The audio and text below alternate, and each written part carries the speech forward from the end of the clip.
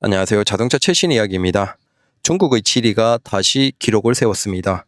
열 효율 47.26%의 새로운 PHEV 시스템을 발표했습니다. 자, EMPAI라고 합니다. 지리는 중국에서 레이센 AI 하이브리드 2.0 PHEV 파워트레인을 공식 발표했다.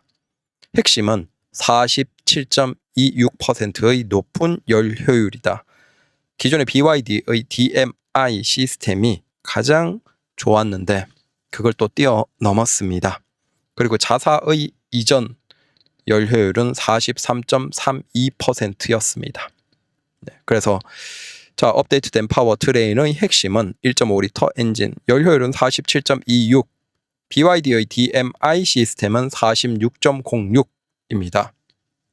그리고 지리 2.0 파워트레인의 또 다른 장점은 AI 알고리즘입니다. 미세 전류를 정밀하게 제어하여 배터리 수명을 15% 연장한다. 그래서 연비는 자, 처음으로 탑재된 모델이 지리 갤럭시 A7 세단입니다. 연비가 100km를 가는데 2리터. 좀 중국 분들 이게 좀 이해할 수 없는 수치라서 경이롭네요. 그러면 리터당 50km를 간다는 얘기인데 아무리 플러그인 하이브리드라도 그래서 복합 주행거리가 2100km입니다. 그리고 A7은 올해 중국에서 수소 모델도 출시 예정입니다. 자, 그리고 AI 하이브리드 2.0 EMP 모델은 터보차저 내연 및 사륜구동 시스템을 제공한다. 그래서 지리 풀사이즈 SUV 갤럭시 M9이 최초로 탑재될 예정. 근데 이 차량의 스펙은 더 놀랍습니다. 보시면 갤럭시 M9은 복합 주행거리 1500km. 그러니까 주행 가는 거리겠죠, 총. 그래서 연비는 100km당 4.8리터. 야, 이건 얘는 너무 낮네. 물론 이것도 이제 굉장히 높은 것이긴 하지만 그래도 기존의 자기들보다 낫네라고 하시겠죠. 뒤에 보시면 그 이유를 알 수 있습니다. 깜짝 놀라실 겁니다. 0-100 4.5초. 자, 이 모델은 2025년 하반기에 중국에서 출시될 예정이다. 뭐냐? 이거예요. 기존의 자사의 갤럭시 M9이라는 대형 SUV입니다. 그냥 대형 사이즈, 풀사이즈 SUV예요. 그래서 이게 사이즈가 어느 정도냐? M9은 5.2, 너비 2.9, 높이 1.8.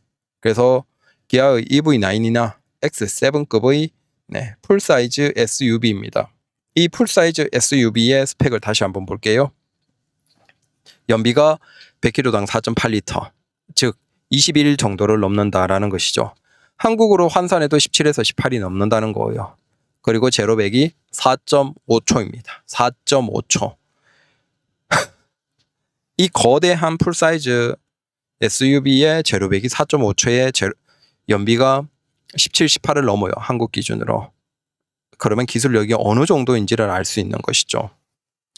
사실은 한국에서 이제 EREV를 많이 얘기하지만 아직 차 한 대도 나오지 않았습니다. 물론 이미 나온 게 있죠. 르노의 그랑콜레오스. 그 다음 곧 이제 KGM에서도 EREV 차량이 나오죠. 나왔나요? 아니죠. 준비를 하고 있죠. 이제 중국과 협업을 통해서. 결국은 미래의 흐름에서 본다면 저는 현기차의 한국 시장에서 우위가 굉장히 흔들릴 것이다 라고 생각을 합니다. 왜 그러냐? 오히려 자기들의 위치가 낮기 때문에 지금 르노나 그 KGM, 쉐보레는 모르겠어요.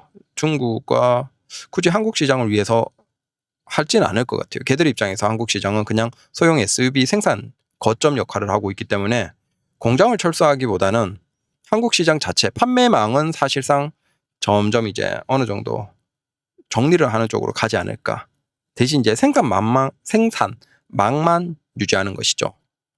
하지만 KGM이나 르노는 한국에서 분명히 노력을 하고 있거든요. 근데 그들의 미래가 더 밝은 게 그들은 적극적으로 어차피 자기들이 연구 개발에서는 사실상 어렵기 때문에 중국의 협업을 통해서 가져오는 거예요. 사실상. 그러면 중국에서 앞서 있는 EREV들을 적극적으로 가져와서 디자인을 바꾸고 한국화에 맞게 해서 그걸 한국에서 팔고 그다음 수출까지 보내는 그 전략으로 지금 동일하게 가고 있어요. 근데 이건 성공할 수밖에 없어요. 왜? ER/EV 시장은 이미 중국은 굉장히 활성화되어 있거든요. 그리고 연료율을 보시면 이미 이게 46%조차 넘어서 47%까지 가고 있어요. 기존의 내연기관에서 가장 높은 연료율을 보여주던 게 도요타입니다. 근데 도요타가 40% 중반 전후에 있을 그때 이미 중국은 46, 47을 다 넘어가고 이것도 이렇게 발전하는 이유가 중국 시장에서 치열하게 경쟁을 하고 있기 때문이죠. 자, 이 흐름으로 가면 ER/EV 시장은 사실상 중국의 파워트레인이 다 지배를 하는 거예요. 철저하게 중국의 ER/EV는 1.5리터 합리적인 것, 그 다음에 2리터 좀 큰 차들. 자, 이렇게 나뉘어서 미친 듯이 비슷하게 달려가고 있거든요. 이걸 개별 자동차 회사들이 현대기아나 아니면 뭐 글로벌의 포드나 쉐보레나 이런 애들이 따라가질 못해요. 왜? 걔들은 너무 많은 시장에 너무 다양하게 차를 팔아야 되는데 거기에서 ER/EV만을 연구 개발해서 집중하기가 쉽지 않은 거야.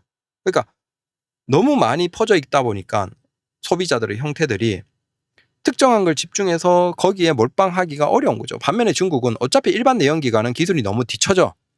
차라리 그걸 놔버리고 중국은 철저하게 전기차. 그다음 그 반대편에서는 그 하이브리드 ER/EV 두 개로 나뉘어서 가고 있어요. ER/EV를 하는 이유는 바로 중국의 배터리 기업들이 그 중심에 있거든요. 그러니까 전기차 시장에서도 배터리 기업이 핵심이고 그다음 그 배터리를 상당수 이용해서 내연기관이지만 ER/EV에도 쓰는 거예요. 이러다 보니까 중국에서 자동차 산업에서 핵심이 같이 가는 거죠. 배터리, 그다음 전기차, 그다음 ER/EV. 그래서 자동차 회사들이 그 파워트레인 내연기관 쪽에서는 철저하게 1.5, 그다음 2.0 이 두 개로 개발해서 그냥 가고 있어요. 이 두 개가 사실상 모든 걸 지배할 거예요. 중국은.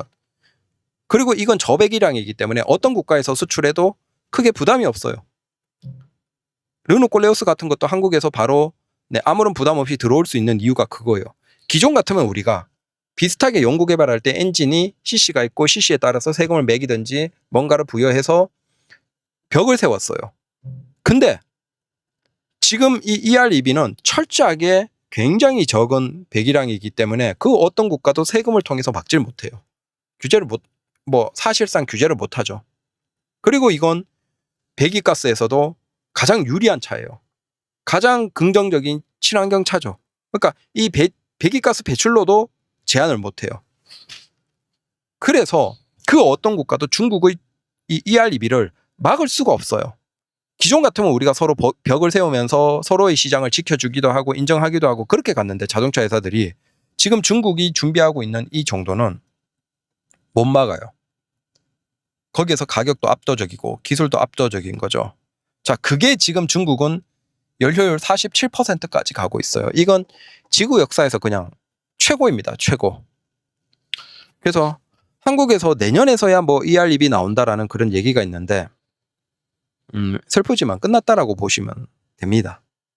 기존의 내연기관은 다 어차피 국내에서도 순수 내연기관은 사라지고 있고 하이브리드로 갈 건데 기존의 자동차 회사들이 하던 하이브리드는 굉장히 무식한 방식이에요. 이 ER/EV에 비하면.